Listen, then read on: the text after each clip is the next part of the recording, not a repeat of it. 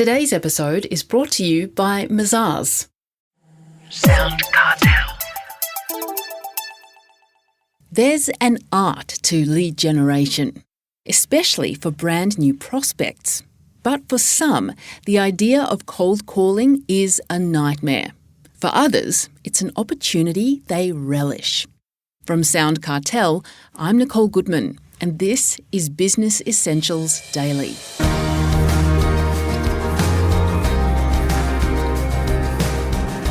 Like public speaking, a lot of people would do anything to get out of picking up the phone and cold calling prospective clients.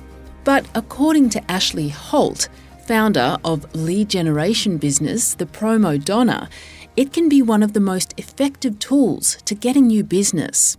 Done properly, with a thorough plan and simple techniques, which Ashleigh walks us through in a moment, cold calling can be a real game changer in the way that you approach sales. But first, why are people so reluctant to pick up the phone? Ashleigh Hoult is talking to Chris Ashmore. I actually find that people are very reluctant to pick up the phone because naturally they don't know if they're doing such a great job communicating with people. So it's almost like with this online technology explosion, suddenly they're like, I have an excuse to no longer pick up the phone. I'm going to hide behind my computer screen. And that's how I'm going to communicate with people from now on. Mm-hmm. Yeah. Well, cold calling's been called very much a dying art, but you say it's one of the most effective ways of generating leads. How so? Well, I think it comes back to, we were just talking about the fact that there's been a bit of an online technology explosion. And the fact is now businesses and people more and more are using that method to generate new sales leads. So let's say they're doing direct mail campaigns, they're contacting people via LinkedIn, they're using social media. No one's picking up the phone. However, that also leaves an opportunity opening for people that actually do. So if you think about it, if no one else is cold calling but your business does, think of all the opportunities that lie waiting for you if you actually pick up the phone and call them direct. So I believe even though people think it's a dying art, there's actually more opportunity than ever before. And also if you can really master a great approach when you're doing it, I think the results are tenfold out there at the moment. But that's easy for you to say, Ashleigh, because you love cold calling, don't you? True. And you're very much in the minority. Why do you love it so much? Why do I love it so much? And look, this is a frequently asked question because, yes, I am that very rare breed that loves doing the grunt work that most people would rather avoid. And I would probably answer this two ways. So the first is I probably have some of the key characteristics that I look out for when I hire my staff. So one of those would be that we're very target driven. So for example, we've got a lot of clients with set KPIs. So they want to, generate X amount of sales per week. We are therefore driven. We're quite relentless in our pursuit to get the number of appointments that our clients want. So I think, persistence and also being very target driven is key. We also have very thick skin. So, people always ask me about that fear of rejection. I think one of our key characteristics is we have that ability when we get a no to simply brush it off and be able to get on to the next call, completely forgetting the conversation that we've just had with that other person who wasn't interested. So definitely a thick skin and that ability to not take things personally. Well, for those who don't have the extrovert personality yes. that you do, how do they overcome their fear? Is preparation the key? Yes. If you do have a fear, it's usually because you're picking up the phone and you're not sure what to say. So people might not have an elevator pitch ready. They might not know how to, clearly and concisely describe their business. They may not know the right questions to ask people. They may not know how to handle objections. They may not know how to close a sale. So all of that, I think, has to be mapped out. And if that is achieved, then you should have the confidence to pick up the phone and talk to people. So I always recommend to clients or to people that I'm training that they do map out the different scenarios. So do a great elevator pitch on who you are and what you do. have some great questions mapped out in terms of, what you want to find out and how you can open the conversation, but then also have some key questions that they might ask you, even some objections that they may put forward to you and how you would overcome that. But I would also say as well, another key mistake that people make is not mastering their mindset before they go into a call session. And that might be through listening to some great music, maybe, doing a role play with someone. It's amazing how the energy that you're feeling will feed down the phone to someone that you're talking to. So people will make the mistake of not being consciously aware of that. But I think if they can overcome, any negative mindset they have and kind of get into the right state, the results will follow on from that. And what about using a script? Is that important? Is that something that you do? Do you know, it's interesting because I think, when we start working with a client, one of their major concerns is about the use of a script. I think that's probably one of the things as to why our industry is tarnished, so to speak, because you've got those offshore or even average telemarketers that will use a script line by line. They sound very robotic and it's just not natural.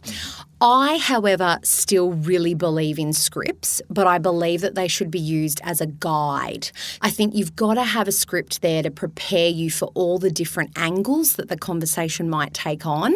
However, don't read it like a robot. Definitely get familiar with it, read it and use it at your will, but definitely focus on having a great conversation with someone. Mm-hmm. And is it important to be concise on the phone? Oh, definitely. I'll give you one of my biggest tips actually that I learnt many years ago when I was learning all about sales. The person who talks the most is losing the sale. And I thought, isn't that powerful? Because so many of us, we jump into a sales call or a sales situation thinking, I need to bombard people with information or they're not going to know everything that we're all about. But it's actually the opposite that is true. Mm-hmm. Are there better times of the day to call than other times? Do you know, this is a really interesting topic. Years ago, I actually connected with people all around the world via Twitter to find out the best days to call. In our experience, the start of the week is not always the best time to call. As you can imagine, Mondays, decision makers are in a lot of meetings and things like that. However, worldwide, we found Tuesdays were actually one of the worst days to call. And I think the reason for that was, as I said, Mondays are full of meetings for people.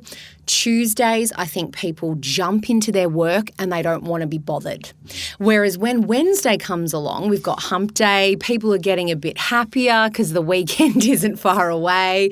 So we find that we have a big spike in Wednesday to Fridays in terms of the results that we generate. So we try to have a lot of activity in that kind of time frame.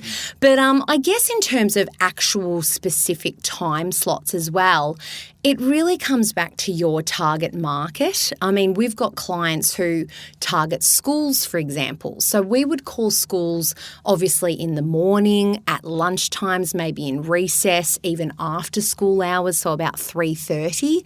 Whereas if you're ringing a corporate, maybe late morning, maybe in the early afternoon after lunch.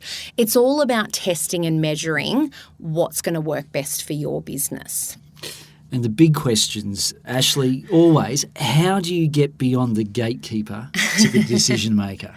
The infamous gatekeeper. This is always the question that I'm asked. You're right, Chris. So firstly, you've got to befriend them.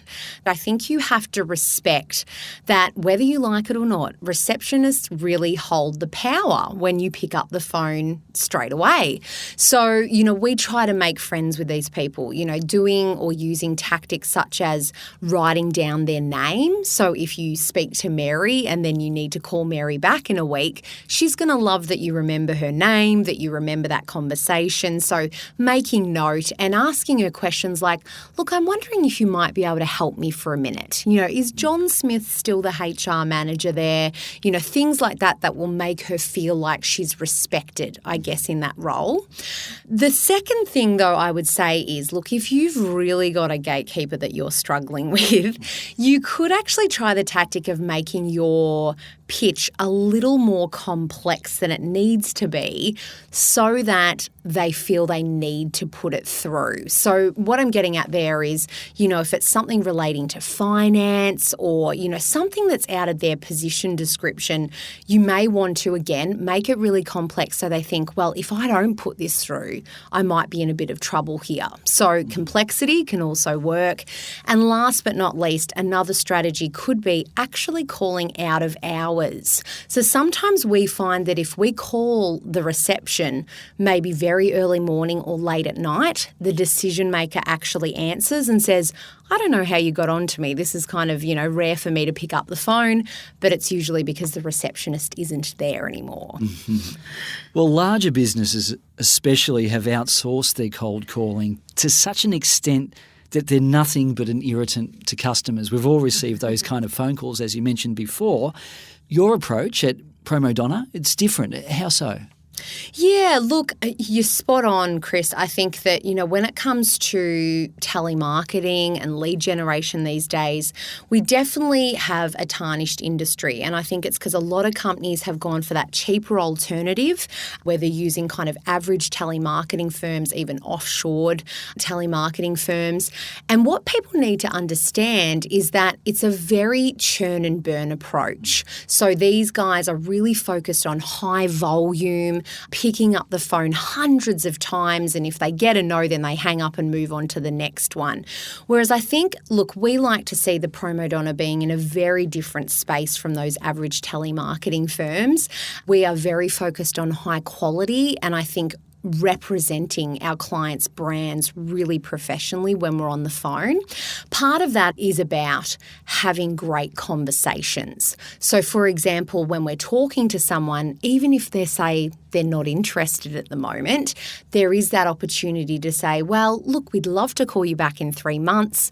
Can we keep in touch just to see how things are progressing? And they're therefore going to have a really great perception of the client and that brand, and may even think of them when that need does arise. So I think it's all about our approach, not looking at each lead as, just a lead and we need to kind of move on from it.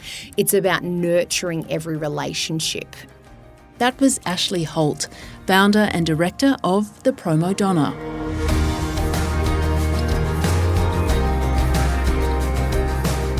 This episode of Business Essentials Daily is produced by the team at SoundCartel. Thanks for listening. I'm Nicole Goodman. We'll bring you more Be Daily tomorrow. Follow at BE Daily Podcast across social media and head to bedaily.com.au for more from the Business Essentials Daily podcast. SoundCartel.